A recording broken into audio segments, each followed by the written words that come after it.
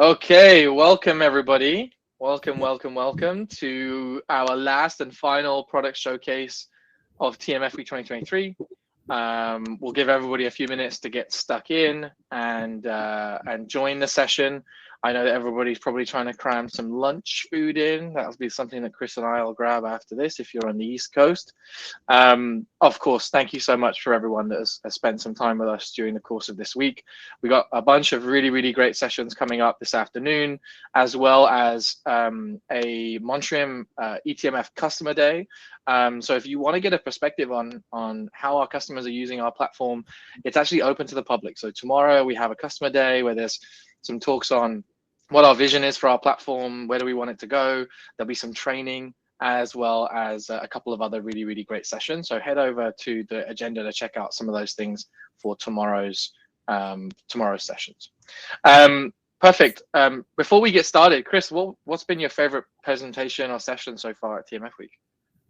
I actually just hosted a really good one with Terry that I was going to reference in the beginning of my demo, but I thought it was just such a fantastic segue into what we're going to be presenting today, about trying to have that entire document lifecycle live within the system. And I think Meredith said it best in the comments of that session, and obviously her session yesterday of trying to create that TMF utopia. So this is one little piece of that utopia that we'd like to create. What about you, Oliver? You were just ranting and raving about the panel that you just hosted. Oh, I had a lot of fun on the panel that we just had around TMF culture.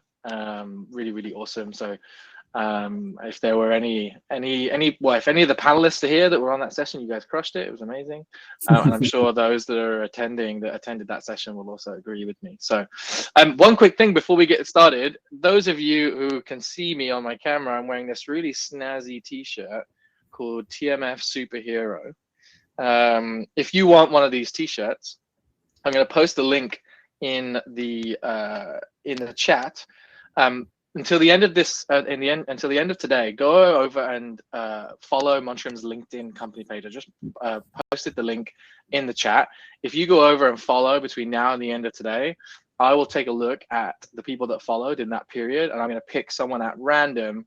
I'm going to send them one of these TMF Superhero t-shirts. So go over to LinkedIn right now and grab one of those t-shirts, or grab a chance to get one of those t-shirts.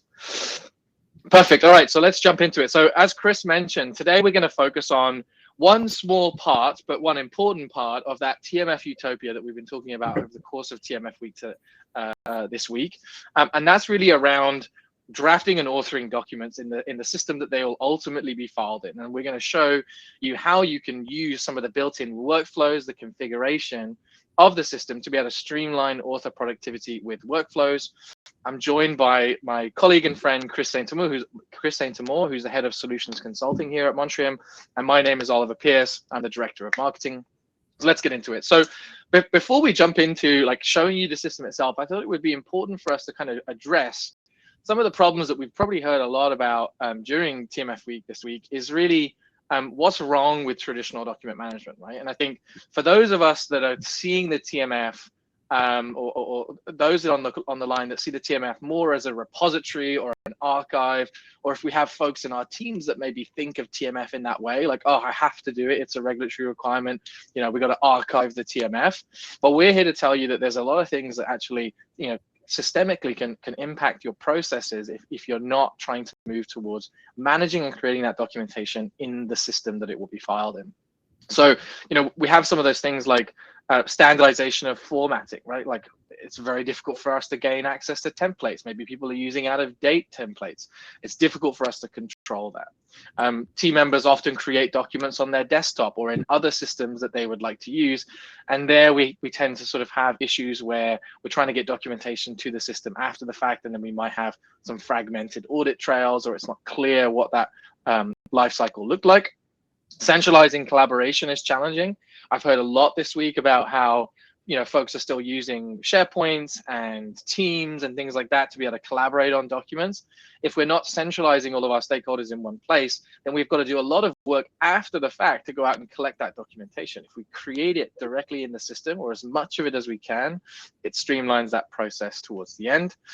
Of course, when it comes to naming conventions, there's challenges if we're not using those systems. We have to make sure that we're putting in place processes that people name documents correctly. And when it comes to these naming conventions, I'm sure at this point we've all seen, John Smith version 2, edit number 5, date. We want to avoid trying to have those sort of long and convoluted document names and align to something standardized. Or that's difficult if we don't have systems that do that automatically for us. And then, of course, formal reviews. How many of us have reviewed documents that have been sent via email? And then, maybe someone is reviewing a different version of the document to me, and then we have issues with consolidation and moving that stuff together. And then I think one of the things I always like to say is don't even talk to me about audit trails, because when we're doing things across different systems, maybe in systems, not in systems, it's much more difficult for us to be able to depict and build an accurate story of what's happened over the life cycle of that documentation and ultimately the life cycle of the TMF. So today, what we're going to do is we're going to talk a lot about active TMF management. And this is a term that we have been putting a lot of weight behind as an organization here at Montrium, which really proposes this kind of focus on trying to author documentation in real time, timeliness of filing, much more accurate view of completeness because we're authoring documentation from the onset. And we're going to look today at 2 different types of use cases that are going to really focus on workflows. And it's important to note that before we jump into the demo, within eTMF Connect, you can configure workflows and the unique steps that these documents will go through, ultimately the life cycle, on a document by document type basis. So it helps you look at things like maybe risk-based QC, identifying a different set of workflow steps based on the type of document or based on the risk of that document. More of that will be tackled in tomorrow's session at the customer day. So the first thing to focus on is use case number 1. So draft to filing document lifecycle. So drafting a document in a system all the way through to filing. This is an especially popular, useful, meaningful process for development of sponsor documentation or collaboration with your CRO. So we're going to look at how you can author from predefined templates within the system, the drafting, collaboration, and indexing process. We're going to look at the peer review step, and then we're going to look at the different ways that you can approve a document in the system itself. So with that, Chris, I'm going to hand it over to you, and we'll jump into the demonstration. Perfect. Thanks so much for that fantastic intro, as usual, Oliver. You want to just confirm quickly that you can see my screen and not my personal email inbox? Yes. Perfect. Awesome. So as Oliver was saying, 2 different, workflows that we're going to show you today. We're going to start with one that's a little bit more intense, I guess you could say, and really, as I was saying earlier, sort of leveraging the system to control that entire document lifecycle right within the system itself. And even though Oliver was saying earlier, don't talk to him about audit trails. Obviously, in this case, the big advantage is you're never breaking that audit trail. So I'm going to head over to our staging area here, where I can then start the process of bringing a document into the system directly from a template. And you'll see a list of documents that I have set up here. This is a list that's pulled directly from the template center that is integrated into the system that you can manage yourself, and obviously you can create and manage all of your templates for all your different TMF related artifacts directly in the system. So in this example, I'm going to kick off the process here of creating a protocol for an observational study. I'm going to go ahead and create that document itself. And what the system is doing is really grabbing that template, creates a new document from that template directly in Word, and then it's going to start the process, as Oliver was mentioning, based on that document type of what that document needs to go through, where it needs to go, who it needs to go to, etc. So the first step, obviously, is to head over to the document to check out the properties. Make sure that the metadata, the all-important metadata, is associated. The system obviously knows part of what I'm doing here because that template is associated to a specific process zone and section and document type.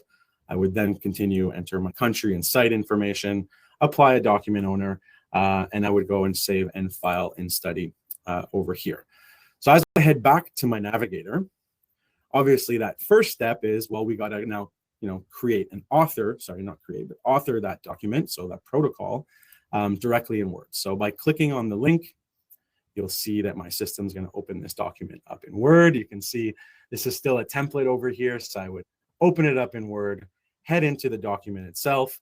And then obviously any changes that I'm making. So if I'm changing the actual content of the document, if I'm redlining the document, if I'm looking to comment on it with, as many stakeholders in the organization or as many peers that are going to take part of this review, I can do so directly in the document itself here. So for the example, I'm just going to erase this template information here. As soon as I close this, you'll see that it's auto-saving back to the system itself. Close this, hit save. And as soon as I head back to the system itself, once this saves, I can close this. And if I were to do a quick refresh, you'll see that within the system itself, Word Online, obviously this new version is now no longer a template and an actual protocol for this observational study. As I take a quick sip of water. Once I'm done that, again, based on those predefined workflows in the system will determine where and who that document needs to go to next. So in this case, and in this example that Oliver and I were discussing, the first step after the authoring of that document will then be a review process, a document review. For the purposes of this demo, I set up a document review task a little bit earlier today that we can head into over here. And you'll see that the first, all-important sort of metadata information that we originally associated is there. We got to make sure that that's okay. We can head into the timeline of the document and what happened with the document, when and where. Head into the document preview. And obviously, I want to check the contents of this document as well, not just the metadata. As I saw before, I can kick this off into the Montrium integration to Word over here. And then obviously, the last step would be if there's not any comments. I mentioned to Oliver earlier today that I was reviewing this now, should be done shortly. I can go ahead and confirm and close this task, would then continue that document through its workflow that we predefined in that document type earlier. And just to jump in here, I think what's really useful about this workflow process is that obviously Chris started from a template, so you can, as he mentioned before, you can have all of those templates set up in the system. So you're streamlining the formatting of documentation. You know that people are going to always be authoring from the most recent version of that template. You never have any issues with individuals authoring from different versions.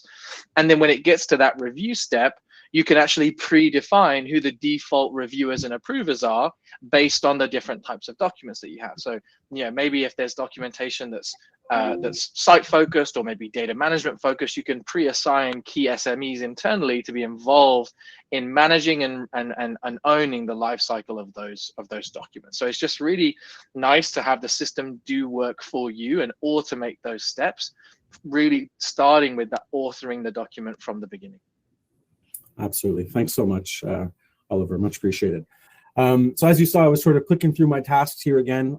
As we finished off that earlier review process, as Oliver was saying, the system will then route that system off to an approval step. And there's different ways within the system that we can approve documents. I'll take you through a few different examples today. But I'm going to start off with an electronic approval. And obviously, once that review cycle is done, the document owner, the original owner of that document, will be notified. That person, he or she, can determine whether or not sort of the review is done. Everything looks good. No more reviews are needed. They can then kick off that approval process. So in the same vein as I said earlier, I set up a few different approval processes over here. I'm going to start off with this electronic approval here for a protocol synopsis. So I'll head over to my task.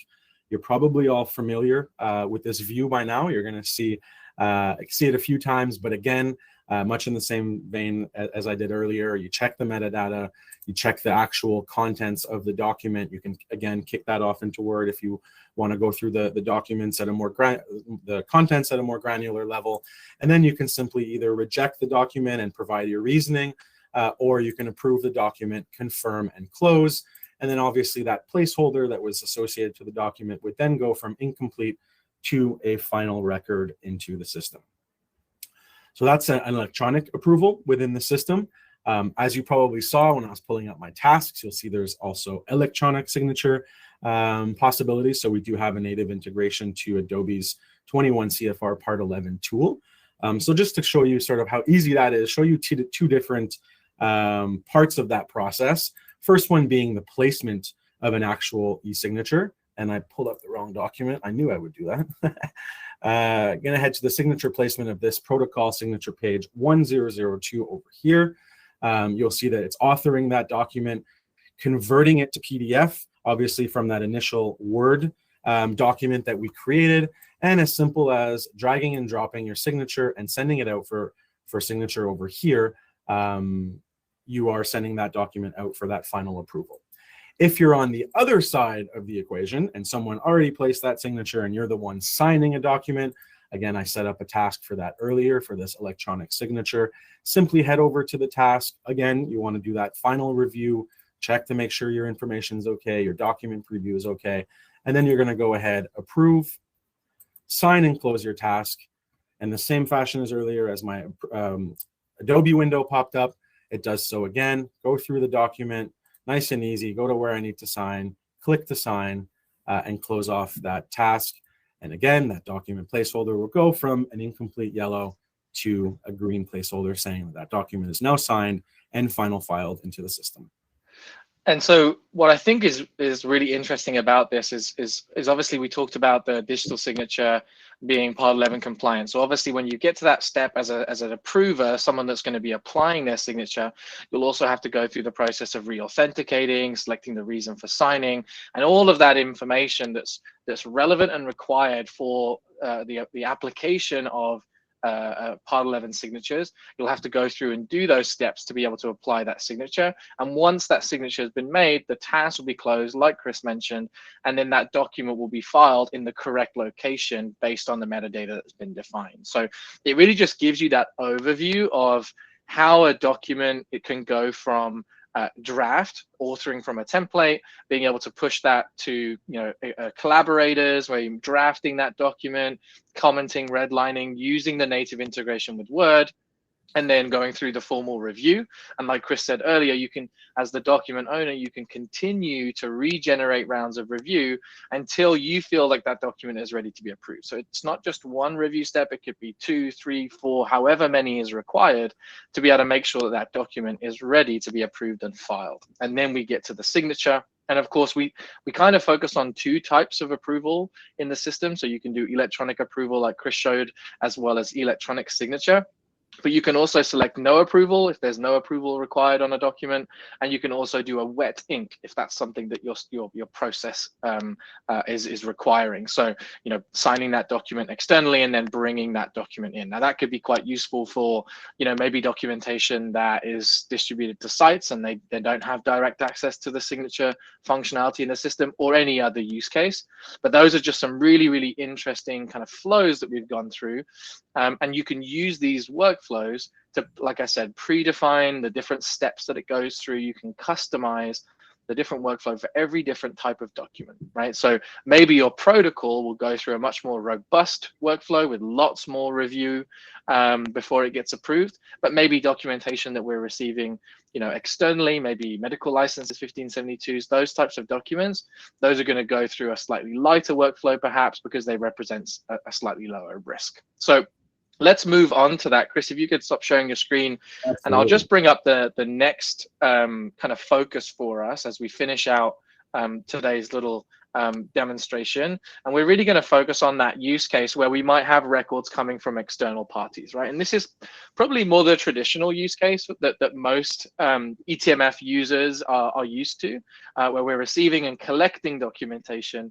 hopefully in a timely fashion, to the actual system itself. So we're going to focus on how you can upload documents to the TMF, either directly by dragging and dropping into the staging area, which is our kind of study staging area, or by emailing those documents directly to the system. And this is especially important and interesting when you have sites and other collaborators that you don't want to give access directly to the system, but you still want them to contribute content. So they can email documents one by one or even in batch to that library. And then we're going to go through a QC task and then the final filing. And I realize I've probably stolen a little bit of your thunder here, Chris, but I will stop sharing my screen and give you a chance to walk us through that workflow. But no, I don't think you stole my thunder, Oliver, because obviously we're going to show what it looks like to index a single document coming from a specific site. But I think it's important to to highlight as well that even though we're indexing a single document today, one of the really cool features of the system is you can index multiple documents at a time. And if they're coming from any specific site, for example, that metadata that's associated to that site can be applied to all those documents at once, saving you a lot of time. Or in the example of it being the same document but different versions coming in, again, saving yourself time and associating any common metadata across different documents that may be related to one another. But for the example of this workflow that we're going to show you today, I'm going to start with this FDA that I received from my email. I'm a site user, I guess, today that also has access to the system, but imagine that this came from someone else. In the subject line, obviously, I know where it's coming from. They were nice enough to mention what it was, and I can head over and edit these properties. Again, this view that you've seen a few times now, I can check out the document, make sure that it is, in fact, the FDA that I'm expecting. I know that this is coming from, I know that this is a 1572, so I can associate that type of document. Again, the process zone section gets associated, gets the metadata associated automatically, which is really nice. I know it's coming from site 002, make myself the document owner, and then I would go and save in file in study if I was actually going to go ahead and index this document. But for the purposes of this demo, I did index a very similar document early on today. And obviously what would happen from there, so that was sort of that initial QC that you're doing in that first window. You want to make sure that, at first glance, the document properties are okay, the document contents are okay. And I've performed now that first level of QC coming in from, in this case, that's site 1002. Once I've done and I've indexed that document, the process that we've associated to this document type is a single round of document QC after that initial QC. And obviously, as the document owner, that task would then come over to me as this document QC over here on the right-hand side. And again, you've seen this view a few times now, but I can click into this 1572 that came from site 1002. Again, same way as I did before, double check the information of the document, double check the timeline, the document preview, make sure everything is okay. I can kick it off in Word just as I did before. And more importantly, select my outcome here of either rejecting or accepting this document, again, providing the reasons for rejection if need be, and then confirming and closing if I were going to final file this document. And much like before, yellow placeholder of incomplete then becomes green, and all important metrics get updated over here, representing the documents that have now been final filed. Much more streamlined of a process. A very, I guess, easy way of doing things. And as Oliver was saying, how we see a lot of our customers and different partners using the system today. But I think in the same vein, again, I'm going to say it, the TMF utopia, more and more and more the conversations we're having, and I would say it's almost across the board now. The ideal state is that first use case. And we're trying to work with our partners to get there. And obviously it's a process, but I think we're seeing much more value and our partners understanding that value and running a much more, I guess, active TMF strategy within eTMF Connect. Exactly. And I think obviously both are still very, very important workflows. We're always going to get documentation that come from outside of our organization that we need to file. So it's important that the systems like this can support this type of workflow. But we're really advocating here and saying that there is a large volume of documentation, sponsor documentation or CRO documentation that should and could be also directly in your eTMF system. And this is some of the functionality within our eTMF system here at Montrium that can actually support that. So Chris, maybe if you could stop sharing your screen and I'll just wrap up for today. If you've enjoyed today's session, if we've piqued your interest, if there's something here that you would like to explore a little bit further, come right into the chat, send Chris or I a message on the platform, email us directly, whatever it might be. If you're looking to switch systems because your system today is really just a repository, or if you're looking to implement a system for the first time, write in the chat that you're interested or let us know directly. We'd be more than happy to kind of demo your specific use case, learn a little bit more about how your TMF environment is set up, and show you how our system can really enable active TMF management within your environment. Chris, I've really enjoyed this. Thanks so much for joining me. And I think you did an absolutely brilliant demonstration of some of the functionality here. It's been fun as always. As always, thanks, Oliver. Much appreciated. All right. Thanks, guys. Have a great rest of your day. I'll see you guys all in the session starting back at 1 p.m. Eastern.